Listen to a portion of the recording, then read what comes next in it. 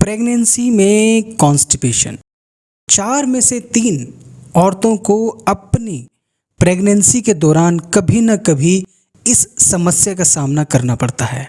और जब वे अपने डॉक्टर से कंसल्ट करती हैं और बोलती हैं कि उनको पेट ठीक से साफ नहीं हो रहा है, उनको कॉन्स्टिपेशन या कब्ज की शिकायत हो रही है।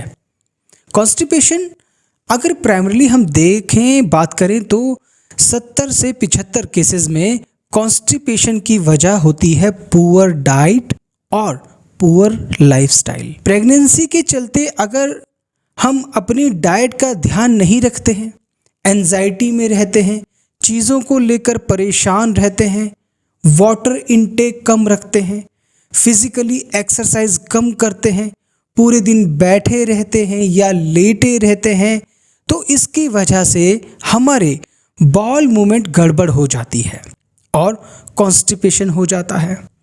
सिर्फ 25 से 30% केसेस ऐसे रहते हैं जिनमें प्रेगनेंसी रिलेटेड हार्मोनल चेंजेस के चलते जो हमारी इंटेस्टाइन होती हैं उनकी गति धीमी हो जाने के कारण, यानी कि आंतों की पेरिस्टाल्टिक मूवमेंट स्लो हो जाने के कारण कॉन्स्टिपेशन हो जाती है। या किसी को जब डॉक्टर आयरन की टैबलेट प्रिस्क्राइब करते हैं या कोई पर्टिकुलर आयरन का सॉल्ट सूट नहीं करता है, उसकी वजह से भी कॉन्स्टिपेशन हो जाती है। या और कोई कॉम्प्लिकेशन है प्रेगनेंसी में हो जाए, जैसे कि अगर मल्टीपल प्रेगनेंसी है तो जो ग्रोइंग यूट्रस होता है उसका ज़्यादा प्रेशर आंतों पर पड़ता है, उस वजह से भी पेट साफ नहीं हो पाता है। या प्रेगनेंसी इंड्यूस्ड हाइपरटेंशन, यानी कि ब्लड प्रेशर बढ़ गया है या किसी वजह से पेट में पानी आ गया है। ये वो प्रॉब्लम है जहाँ पर जेन्युइनली कोई रीज़न होता है कॉन्स्टिपेशन का। अदरवाइज 70% केसेस में लाइफस्टाइल और डाइट के चलते प्रॉब्लम होती है जिनको हम इजीली कंट्रोल कर सकते हैं। तो ऐसा क्या किया जाए कि कॉन्स्टिपेशन हो ही नहीं, और अगर हो रही है तो उसको कैसे ठीक कर सकते हैं? तो सबसे ज़्यादा ज़रूरी है कि आप अपनी डाइट को फाइबर रिच बनाइए। रफेज की मात्रा अच्छी होनी चाहिए। डाइट में एज पर रिकमेंडेशन 25 से 30 ग्राम का रफेज डेली लेना चाहिए। तो इसके लिए हमको क्या करना है? आप अगर आटा इस्तेमाल करते हैं तो वो चोकर वाला होना चाहिए, उसमें व्हीट ब्रांड एडेड होना चाहिए। दालें अगर आप खा रहे हैं तो वो छिलके के साथ में खाइए क्योंकि उसमें रफेज ज़्यादा होता है। जूस पीने के बजाय रॉ फ्रूट खाइए क्योंकि फ्रूट जब हम इस्तेमाल करते हैं तो न्यूट्रिशन के साथ साथ हमें रफेज भी मिलता है।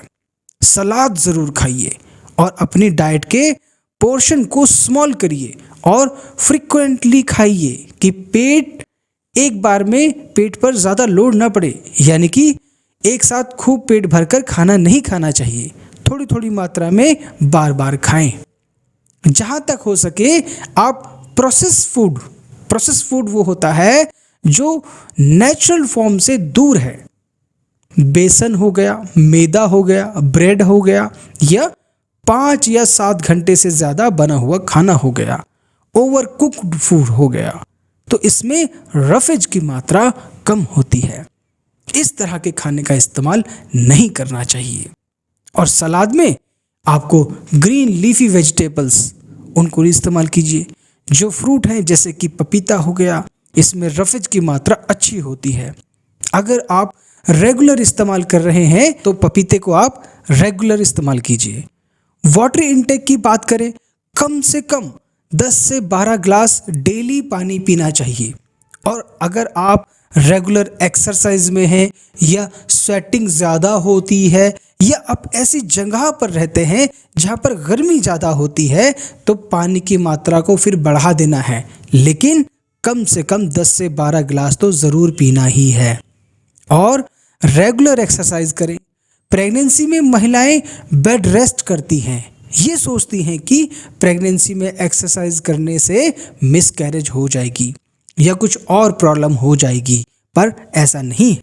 प्रेगनेंसी कोई बीमारी नहीं है। इनफैक्ट अगर आप रेगुलर एक्सरसाइज करते हैं तो बहुत सारी प्रॉब्लम से बच सकते हैं।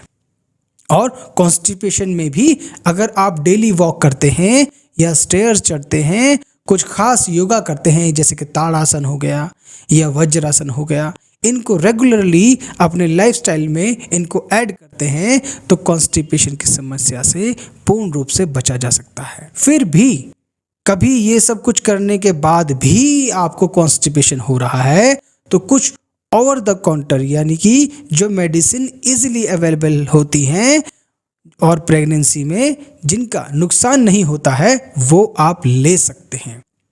अब मैं आपको 5 दवाइयाँ बताऊंगा जो प्रेगनेंसी के दौरान व डिलीवरी के बाद इस्तेमाल की जा सकती हैं। नंबर 1 पर है इसबगोल का छिलका। जी हाँ, इसबगोल इस्तेमाल कर सकते हैं या प्रून्स के जूसेस भी आप पी सकते हैं। नंबर 2 पर है अजवाइन का पानी। अजवाइन का पानी पीने से भी गर्भावस्था की कब्ज दूर हो जाती है। नंबर 3 पर है डेली सुबह उठते ही लहसुन को चॉप करके पानी के साथ ले। इससे आपका ब्लड प्रेशर भी मैनेज होगा और कॉन्स्टिपेशन को भी ठीक करेगा। अगर किसी वजह से आपको लहसुन सूट नहीं कर रहा है तो रात में अंजीर को पानी में भिगो कर रखें और सुबह उसको खाएं, चाहे खाली पेट खाएं चाहे नाश्ते के साथ खाएं। 4th नंबर पे है क्रेमाफिन सिरप। ये आप ले सकते हैं। इसमें लिक्विड पैराफिन और मिल्क ऑफ मैग्नीशिया का कॉम्बिनेशन होता है। यह गर्भावस्था के दौरान बहुत अच्छा पेट साफ करता है। यह 5 ml सुबह और 5 ml शाम को मरीज को दी जा सकती है। अगर कब्ज ज़्यादा है तो शाम की मात्रा को 5 ml से बढ़ाकर 10 ml तक कर दें। ज़रूरत से ज़्यादा कर ले लिया तो लूज मोशन हो सकते हैं, नुकसान भी कर सकता है और ज़्यादातर अच्छा रहेगा कि आप इसको डॉक्टर की देखरेख में ही लें। नंबर 5 पर है सबसे इम्पॉर्टेंट पॉइंट कि आपको अगर कॉन्स्टिपेशन है तो आप अपने गायनेकोलॉजिस्ट से जाकर के डॉक्टर से मिलकर के सलाह लीजिए कि कॉन्स्टिपेशन हो रहा है, क्या करें, वो आपको प्रिस्क्राइब करेंगे। ये सबसे ज़्यादा इम्पॉर्टेंट है। तो ये तो थे 5 टिप जिनकी सहायता से आप कॉन्स्टिपेशन की समस्या को ख़त्म कर सकते हैं। अब बात करेंगे कुछ ऐसी चीज़ें भी हैं जो आपको बिल्कुल नहीं करनी है। अक्सर लोग समझते हैं कि अगर आयरन की टैबलेट शुरू की है उन्होंने कभी तो उसकी वजह से कॉन्स्टिपेशन होने लग जाती है, सभी को कई बार होता है, तो बिना डॉक्टर की सलाह के वे लोग क्या करते हैं कि आयरन की टैबलेट बंद कर देते हैं। आपको ऐसा बिल्कुल नहीं करना है। आप अपने डॉक्टर से कंसल्ट कीजिए। आपका डॉक्टर आयरन के सॉल्ट को चेंज कर सकता है और उससे भी कॉन्स्टिपेशन की समस्या अगर दूर नहीं होती है तो आपको इंजेक्टेबल आयरन पर डाल सकता है। लेकिन अगर आपको आयरन की टैबलेट की वजह से कॉन्स्टिपेशन हो रहा है तो प्लीज़ उसे बंद ना करें।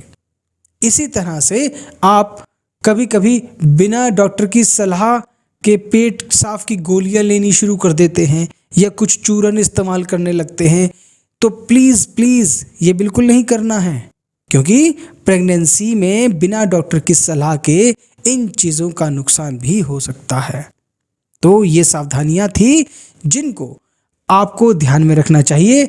अदरवाइज़ आप रेगुलर रफेज रिच डाइट लेते हैं, एक्सरसाइज करते हैं, पानी अच्छे से पीते हैं और अपने आप को किसी भी तरह के स्ट्रेस, एंजाइटी या वरी से दूर रखते हैं तो यह समस्या आपको परेशान नहीं करेगी।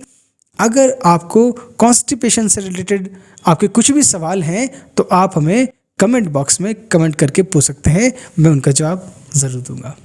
अंत में आप सबका शुक्रिया।